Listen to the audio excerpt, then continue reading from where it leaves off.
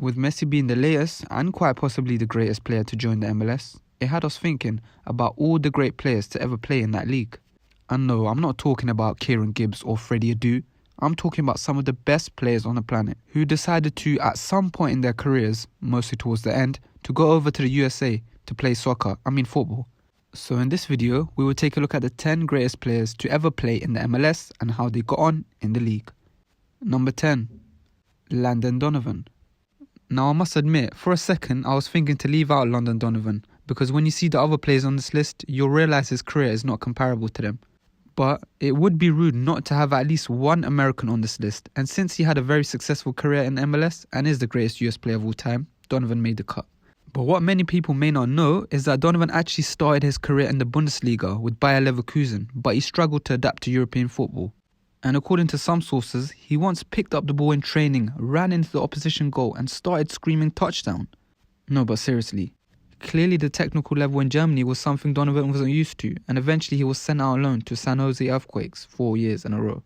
And during that time, he scored 32 goals and 29 assists in the regular season, with a further 10 goals and 6 assists in the playoffs. He won the MLS Cup with them and then signed for LA Galaxy on a permanent deal. He played for them from 2005 to 2016, but had loan spells in Europe in between with Bayern and Everton. He won a further 4 MLS Cups with them and made the MLS All-Star team a record 13 times before ending his career in Mexico. Number 9. Gareth Bale. After winning everything with Real Madrid, including 5 Champions League titles, Gareth Bale signed for LAFC on a 12-month contract. And for most of the season, he was used sparingly, coming off the bench and even being an unused sub many times. But in the playoff finals, he came off the bench to score a 128th minute header, which tied the game and sent it to penalties. LAFC then won the shootout and also their first MLS Cup. So whilst his spell in the MLS was short and mostly uneventful, he still ended up playing a huge role in the biggest moment in the club's history. Following the 2022 World Cup, he announced his retirement and became a full-time golfer. Number 8. David Villa. Widely regarded as one of the best strikers of his time, Villa came to MLS in 2014, having won the World Cup, the Champions League, along with tons of other trophies. He was the first ever player on New York City FC's roster, but was loaned out to Melbourne City straight away, as NYFC would only start playing in MLS in 2015. He became the club's captain straight away and spent 4 years there, scoring 80 goals in just 126 games. He didn't win a trophy with the club, but he did win the MLS MVP award in 2016 and then left in 2018 to join Iniesta at Vissel Kobe in Japan. After 1 season in Japan, he retired. Number 7. David Beckham. After a long and successful career in Europe, where he played for Manchester United and Real Madrid, Beckham joined LA Galaxy in 2007. His signing made global headlines and he was the first major superstar to join the MLS. Off the back of his signing, LA Galaxy secured the Herbalife sponsor and there were 11,000 new season ticket holders who, let's be honest, only signed up to watch Beckham. He was also given the opportunity to acquire an MLS franchise for just $25 million after he retires, which interestingly ended up being Messi's new team, Inter Miami. On the pitch though, he wasn't quite as spectacular, spending a lot of time injured or just off form, and was even labelled as a part-time player by fans and the media. But his last 2 seasons with the club were much better as he performed on the pitch and helped his side win back-to-back MLS Cups. However, he did not end his career in the US and joined PSG for 5 months, with whom he won the Ligue 1. This meant that Beckham won league titles in England, Spain, France and of course the USA. Number 6. Kaká. The only player who held a Ballon d'Or and played in the MLS before Messi arrived with his 7 was Kaká. He joined Orlando City from AC Milan and said he always wanted to play in the US, which I'm sure had nothing to do with him becoming the highest paid player in MLS history. Overall, he made 75 league appearances, scoring 24 goals and 22 assists. Unfortunately, he did not win anything with the team, but he did make the MLS All-Star team every year he played there, and he retired after the 2017 season. Number 5. Frank Lampard. Chelsea legend Frank Lampard joined New York City FC as a free agent in the summer of 2014. But to Chelsea fans' despair, he joined Man City on a 6-month deal as they were the parent club of New York City FC. He ended up staying in Manchester for the whole of the 2014-15 season, which I must say is one of the strangest transfer moves I've seen till this day. Nevertheless, He officially joined the league in 2015, linking up with David Villa as the team's designated players. His first season was riddled with injuries, but in his second he was back to his best, scoring 12 goals in 19 league games, which included a hat-trick against the Colorado Rapids, which made him the first player in the club's history to score a hat-trick. After the end of the second season, he decided to retire and pursue a career in coaching. And well, we all know how that's going. Number 4. Wayne Rooney.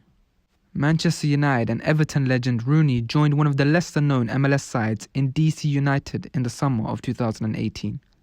After just 3 games, he was named club captain and led his side to the playoffs, but they were knocked out in the first round, in which Rooney missed a penalty in the shootout.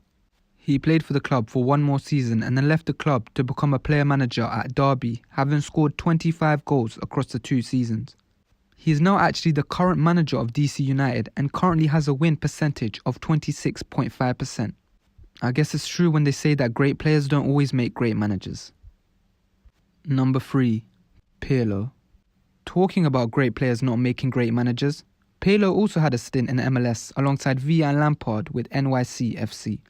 With an $8 million salary, he became the highest paid Italian player in all leagues up until Pele, no, not that one, overtook him with his move to China. Pirlo was still an amazing player at the time and even ranked 7th in the UEFA Best Player in Europe award in 2015. But despite the golden trio of him, Villa and Lampard, they couldn't help the club to get to the playoffs in his first season, which received criticism in the media. In his second season, he got 11 assists in 32 appearances and helped his side qualify for the playoffs, though they held a 7-0 beating on aggregate versus Toronto in the first round. The following season, he was struggling with injuries, making only 15 league appearances and announced his retirement from football. Since then, he's gone into management and, well, you know how that goes. He's been fired from his latest club in Turkey. Number 2. Zlatan. Recently retired Zlatan had a short but explosive spell with LA Galaxy from 2018 to 2019. He had sustained a serious ligament injury during his time at Manchester United and felt he couldn't play at the top level anymore, so joined the MLS. In his first season, he bagged 22 goals in the league in just 27 games, also receiving the MLS Newcomer of the Year award and Goal of the Year, but his team did not make the playoffs. The following season, he was named club captain, and around this time, the media were trying to create a rivalry between Zlatan and Carlos Vela, who played for LAFC. But in true Zlatan style, the Swede said he is the best player by far and that he was playing in the best leagues in the world in his prime, unlike Villa. That was probably offensive to the MLS, but true nonetheless. He broke the record for the most goals scored in a single season for the club with 30, but ultimately, his side failed to win anything. He then returned to Milan, with whom he won the Serie A and retired. Number 1. Thierry Henry. Fresh from returning from the 2010 World Cup in South Africa, Henry left Barcelona and signed a multi-year contract with New York Red Bulls. In his first year at the club, they finished top of the Eastern Conference but crashed out the playoffs in the quarterfinals. The next year they made the semis and Henry scored 15 goals for the season. He had a short loan with Arsenal during the off-season and returned to the Red Bulls ahead of the 2012 season and stayed at the club until 2014. He then retired and is now a pundit but also has coached, including in the MLS with Montreal Impact. And as you can probably guess by now, he didn't succeed as a manager. And that was it for the top 10 greatest MLS players ever. But have we missed out anyone? Comment them down below, and as always, be sure to like the video and subscribe to the channel.